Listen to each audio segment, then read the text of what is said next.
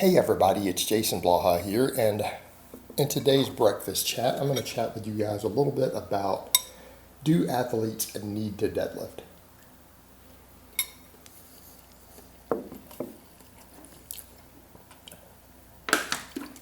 All right, actually I had someone send me a video from a strength coach, and I'm not necessarily going to get into everything that strength coach said because, again, I don't want to create an argument here. It was an interesting video, and they had their own insights on this. And it's kind of a lot of what I've said in the past. And this is a topic I do get asked because I don't have that many powerlifters. So out of my clients that are 20 plus, I have 3 powerlifters at the moment. And I have more fighters and other athletes like that than I do actual powerlifters. So the question kind of becomes, hey, do you have your people deadlift? And the answer is yes, I have them all deadlift. But here's the caveat. We don't do that many normal conventional pulls from the floor, okay, just with straight weight. We just don't do that many because I run my lifters in the conjugate system. And what people need to remember is that means it's a very low specificity training. Now, do my lifters all do max pulls? Absolutely. Absolutely, they all do max pulls.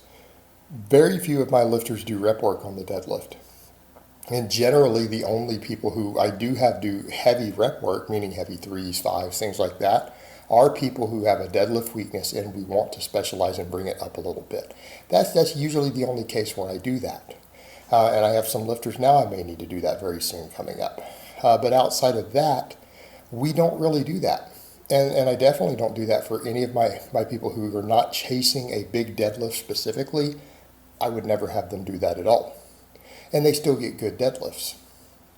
And I mean, I've had people get to, I think the heaviest deadlift I think I've ever shown from anyone I've worked with, and I've shown it only one time up on my page, was 615, and that person does only low specificity training for it. They just run regular conjugate, and they never really rep work their deadlift. So what do we do instead? Well, we build the deadlift with other exercises. And that's the beauty of the deadlift. The deadlift is a lift that will test your brute strength. And it will help you develop absolute strength. And that's kind of the point. So people would say, look, if they don't need to deadlift, why do you have people do max deadlifts? Because we want to build absolute strength. That carries over to all sports, right? Having absolute strength, maximum strength, and the deadlift does this through a very large chunk of the body, almost utilizes the whole body to do so, teaches you absolute strength, the ability to produce absolute force. But as far as the movement pattern carryover itself, it doesn't transfer over that well to a lot of things. And so therefore we don't focus on that.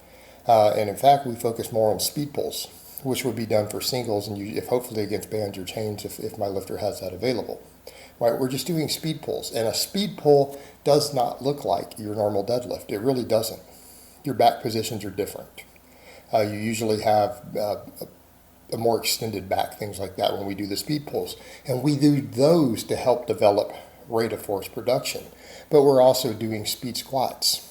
So it's not just like the speed pull is done alone. So the speed pulls are done after the speed squats. And again, you guys who watch Mikey's vlog, you see exactly what he does. You guys have watched him deficit deadlift in the vlog. You've watched him pull off blocks. You watched him do them with conventional and sumo. So we're changing up and hitting different ranges of motion.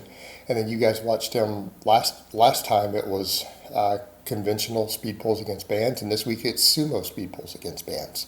So we're always rotating stuff. We're always rotating things. You have not seen him do a single normal conventional deadlift, and we don't do that often. I generally, even when testing the deadlift, I generally try not to have my people do a normal conventional deadlift more than about once every 12 weeks. Okay, we don't use it that much. It's not necessary. And if you guys recall, when I first broke past 600 on the deadlift on this channel, what was I doing at the time? I wasn't even doing speed pulls. I was only pulling for heavy singles on max variations, and having not done normal conventional, I pulled 605, then I came in and I pulled 615. This is just over a year ago. But what was I doing? I was doing all these other lifts for volume. I used other exercises to develop it. I used box squatting. Another reason I've added the box squatting back in, it works really well for my deadlift. So I need to be box squatting again because my deadlift is personally stagnated. Box squats. I was doing hip thrusts and glute bridges at the time. I'm not doing them now. I don't feel they're necessary with the other equipment I have available. I was doing a lot of good mornings. I was doing a lot of rowing, and I was doing some glute ham raises. Right, all those exercises combined together built that 600 plus pound deadlift without me really doing any significant volume at all. I was just pulling on different variations, and at that time, most of them were sumo. Most of them were just sumo pulls. And then came in and pulled 605, and then something like a month later pulled 615. And it's the same with a lot of my other lifters. That's what we do. We do these different variations, and most of them do speed pulls, but we don't come in and do a bunch of just normal conventional deadlifting. It's just not necessary. It's not a high skill exercise that you need to practice all the time, but it is useful for testing absolute strength, and it's useful for developing absolute strength. But the beauty of a movement like that is it's not necessary for us to do it that often to achieve that. And I kind of watch, there's a friend of mine, he actually follows this channel. He posts sometimes, and he posts on my private Facebook. You know, a while back, he did something like he went 7 months without doing a single pull off the floor. He didn't do any deadlifting. He just did all his other hypertrophy work and squatting, hadn't deadlifted in like 6 or 7 months, walked in and pulled 650. No problem, no practice on the movement. Again, it's just not a movement that needs a lot of practice for you to get good at. It's a very low skill deadlift. It's such a low skill movement that the unfortunate problem with me teaching online, it's harder to do it through Skype and things. But in person, I can usually teach someone to do a perfect conventional deadlift in one session. Right? It can be done in one session. In anywhere between 5 and 15 minutes, you can take a person, teach them perfect technique for a heavy conventional pull. And they'll know it. That's it. They're set for the rest of their life. They know the exercise. So it's not a high skill movement that we need to do a lot of. And while I appreciate the deadlift, I love the deadlift, the conventional deadlift is my favorite exercise. Okay? It is my absolute favorite exercise. I actually don't have my athletes do it very often.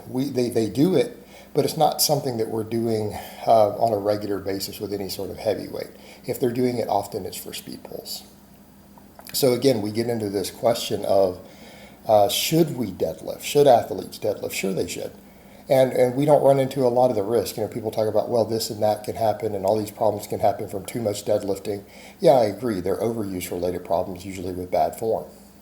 Okay, but everyone can still deadlift to maxes, and we can do variations to maxes without developing those problems because we're not ingraining those movements repeatedly. We're not creating the tightness and other issues that can result from it, and we generally just do it to test strength. And again, to help develop maximum strength, learn to grind, learn to strain, learn to push through those things. But we do that with mostly variations. And the deadlift itself, a conventional deadlift, doesn't take that much specificity to get really, really good at. It just doesn't. And there are people out there who have monstrous deadlifts who train that way.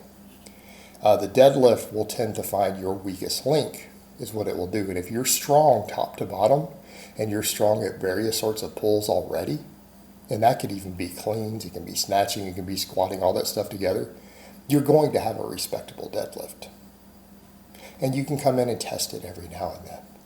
And that's the approach that I take with my lifters in general. All right, guys, well, that's really all I have to say on that today. I hope it's been informative, and I will talk to you guys next time.